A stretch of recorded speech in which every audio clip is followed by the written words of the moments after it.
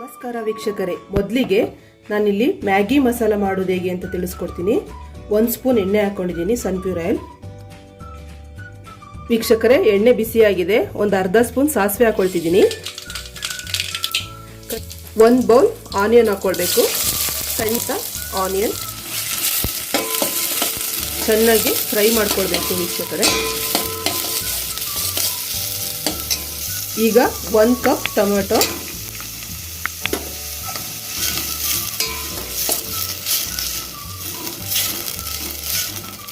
ಈಗ ಇದಕ್ಕೆ ಸ್ವಲ್ಪ ಉಪ್ಪು ಹಾಕೊಳ್ಳೋಣ. ರುಚಿಗೆ ತಕ್ಕಷ್ಟು ಉಪ್ಪು ಹಾಕ್ಕೊಳ್ಬೇಕು. ಮೊದಲಿಗೆ ಯಾಕೆ ಹಾಕ್ತಿದ್ದೀನಿ ಅಂದರೆ ಟೊಮೊಟೊ ಚೆನ್ನಾಗಿ ಬೇಯುತ್ತೆ, ಸೊ ಹಾಗಾಗಿ ಮೊದಲೇ ಉಪ್ಪು ಹಾಕೊಂಡ್ಬಿಟ್ಟಿದ್ದೀನಿ ನಾನು. ಫ್ರೆಂಡ್ಸ್, ಈಗ 1 ಕಪ್ಪಲ್ಲಿ ಅರ್ಧ ಕಪ್ಪು ಕ್ಯಾರೆಟ್ನ ಸಣ್ಣಗೆ ಹೆಚ್ಚಿಟ್ಕೊಂಡಿದ್ದೀನಿ.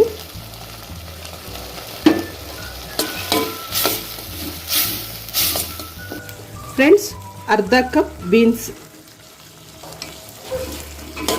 ಚೆನ್ನಾಗೆಲ್ಲ ಹಾಕ್ಬಿಟ್ಟು ಫ್ರೈ ಮಾಡಬೇಕು. ಬೇಕಿದ್ರೆ ಸಪ್ರೇಟ್ ಬೇಯಿಸ್ಕೊಳ್ಬೋದು ತರಕಾರಿ ಎಲ್ಲ. ಫ್ರೆಂಡ್ಸ್, ಇದು ಮಾಡಲಿಕ್ಕೆ ನಾನು ಗಣೇಶ ಶಾವಿಗೆ ತೊಗೊಂಡಿದ್ದೀನಿ. ಇದು ಉರಿಯುವ ಅಗತ್ಯ ಇಲ್ಲ, ಹಾಗೇ ಹಾಕ್ಕೊಳ್ಬೋದು. 1 ಸ್ಪೂನ್ ಚಿಲ್ಲಿ ಪೌಡರ್ ಹಾಕ್ಕೊಳ್ಬೇಕು.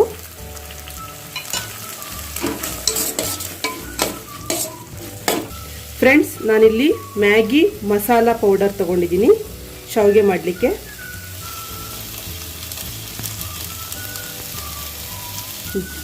ಫ್ರೆಂಡ್ಸ್, ನಾನೀಗ ಇದಕ್ಕೆ 2 ಪ್ಯಾಕೆಟ್ ತೊಗೊಂಡಿದ್ದೀನಿ ಮ್ಯಾಗಿ ಮಸಾಲ.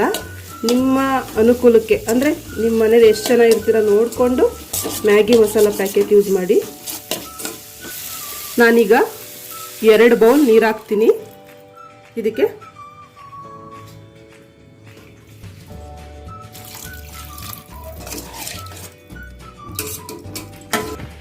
ಈಗ ಒಂದು ಪ್ಲೇಟ್ ಮುಚ್ಚಿ ಒಂದು 5 ನಿಮಿಷ ಬಿಡೋಣ. ಫ್ರೆಂಡ್ಸ್, ಈಗ ಕುದಿ ಬರ್ತಾ ಇದೆ. ಇದು ನಾನೀಗ ಶಾವಿಗೆ ಹಾಕ್ಬಿಡ್ತೀನಿ, ಗಣೇಶ ಶಾವಿಗೆ.